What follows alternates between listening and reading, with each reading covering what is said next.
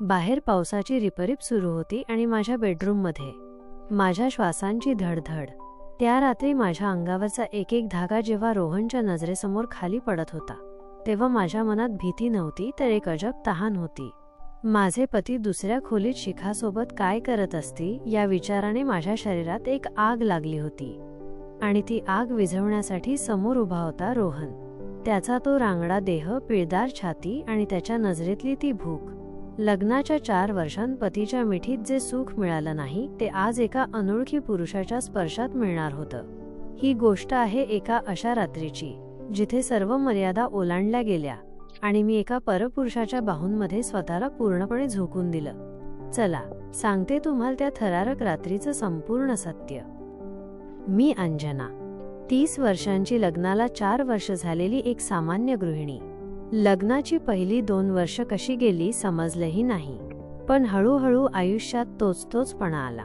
माझे पती जे 35 वर्षांचे आहेत ते स्वभावाने खूप प्रेमळ आहेत, पण बेडवरची ती पहिलीची आग कुठेतरी विझत चालली होती. 10 ते 15 दिवसांतून एकदा होणारं तेच रुटीन प्रेम. मला काहीतरी नवीन हवं होतं. एके दिवशी फोनवर बोलताना माझी मैत्रीण शिखाने मला विचारलं, शिखा, माझी खास मैत्रीण, कॉलेजला असल्यापासूनची आमची घट्ट मैत्री, कोणताही विषय असो, दोघीच सिक्रेट काहीच नाही. तशी ती खूप सुंदर आणि बिनधास्त आहे. तिचेही लग्न झाले पण मी ते अटेंड करू शकले नव्हते आणि माझेही लग्न झाल्याने परत अजून तरी आमची भेट झाली नाही. हा पण फोनवर टचमध्ये असतो. एके दिवशी फोनवर बोलताना माझी मैत्रीण शिखाने मला विचारलं, काय ग अंजू, जिजूंसोबत कसं चाललंय? काही नवीन मसाला की तेच वरण भात? मी हसून टाळलं, पण मनात कुठेतरी टोचलं. तिने मला एक्सचेंजबद्दल सांगितलं. सुरुवातीला ऐकूनच माझ्या काळजात धस्स झालं, पुरुषासोबत.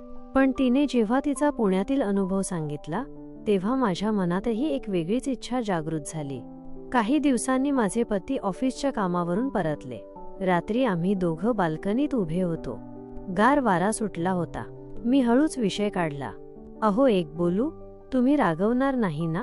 तो म्हणाला, नाही, बोल बिंदास्त. मी विषय पुढे सरकावला आणि म्हणाले, जर आपण आयुष्यात एकदा काहीतरी वेगळं करून पाहिलं तर, म्हणजे एखाद्या दुसऱ्या कपलसोबत. पतीने माझ्याकडे पाहिलं. त्यांच्या डोळ्यांत एक चमक होती. संजना, तू खरंच तयार आहेस? त्यांनी विचारलं. आमची संमती झाली आणि आम्ही शिखा आणि तिच्या पतीला घरी बोलावलं. शनिवारची रात्र होती. घराचं वातावरण सुगंधी मेणबत्त्यांनी आणि हलक्या संगीताने भारलेलं होतं. शिखा तिच्या पती रोहन सोबत आली होती. रोहन उंच, पिळदार शरीरयष्टीचा आणि खूपच देखणा होता.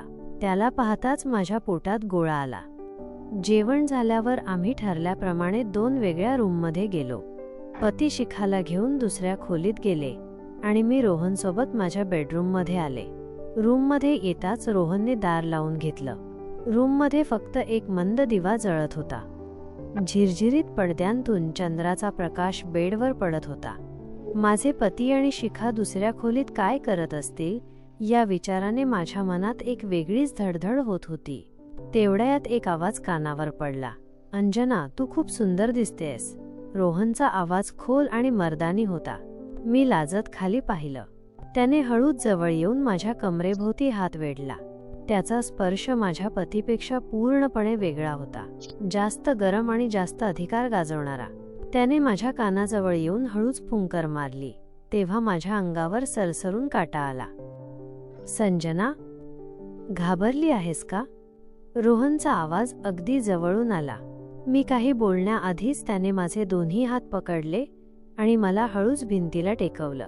त्याच्या शरीराचा उबदारपणा मला जाणवू लागला. त्याच्या अत्तरचा उग्र पण मोहक सुगंध माझी मती सुन्न करत होता. त्याने आपले अधर माझ्या कानाजवळ नेले आणि हळूच म्हटलं, आजच्या रात्री तू फक्त माझी आहेस. त्याच्या या वाक्याने माझ्या शरीरात विजेचा करंट धावल्यासारखं झालं. त्याने माझ्या गळ्यावर आपले गरम अधर टेकवले. त्याचा तो स्पर्श इतका ओला आणि शहारवणारा होता की माझे डोळे आपोआप मिटले गेले. रोहनने सराईतपणे साडीचा पदर बाजूला केला. थंड हवा उघड्या पाठीला स्पर्श करत होती, पण त्याच्या स्पर्शाने तिथे आग लावली होती. त्याने मला बेडवर झोपवलं आणि तो माझ्या सौंदर्याचा धांडोळा घेऊ लागला.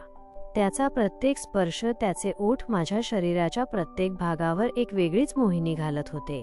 त्याचा तो जोश आणि ती ताकद पतीपेक्षा पूर्णपणे वेगळी होती. तो मला अशा एका जगात घेऊन गेला होता जिथे फक्त सुख आणि आनंदाचे सूर होते.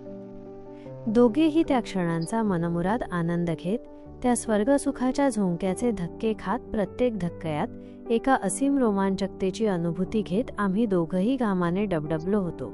पण तो थरार थांबण्याचं नाव घेत नव्हता. त्या रात्री त्याने मला इतक्या वेळा तृप्त केलं की मला स्वर्गीय सुखाचा भास झाला. माझ्या तोंडून निघणारे ते हुंदके आणि तो आवाज कदाचित दुसऱ्या खोलीपर्यंत जात असावा. पण त्या रात्री कोणाचंही कशावरच नियंत्रण नव्हतं. जेव्हा रोहनचं ते कठोर शरीर माझ्यावर पूर्ण ताकदीने कोसळलं, तेव्हा मला खऱ्या अर्थाने स्त्री असण्याचा अर्थ उमजला. प्रत्येक वेळी तो अनुभव आधीपेक्षा जास्त रोमांचक होता. शेवटी जेव्हा आम्ही दोघंही पूर्णपणे थकलो, तेव्हा त्याने मला आपल्या मिठीत घेतलं. त्याच्या छातीवर डोकं ठेवून झोपताना मला जाणीव झाली की हेच ते सुख होतं ज्याची मला इतकी वर्ष ओढ होती. सकाळी जेव्हा सूर्यप्रकाश खिडकीतून आला तेव्हा माझ्या चेहऱ्यावर एक वेगळीच चमक होती. एका रात्रीच्या नाविन्याने माझ्या आयुष्यातला तोचपणा कायमचा संपवून टाकला होता. सकाळी जेव्हा आम्ही चहासाठी एकत्र आलो तेव्हा आम्हा चौघांच्याही नजरा एकमेकांशी भिडत होत्या. एक प्रकारचं गुपित समाधान आमच्या सर्वांच्या चेहऱ्यावर होतं. माझे पती खुश होते आणि मी तर जणू हवेत तरंगत होते.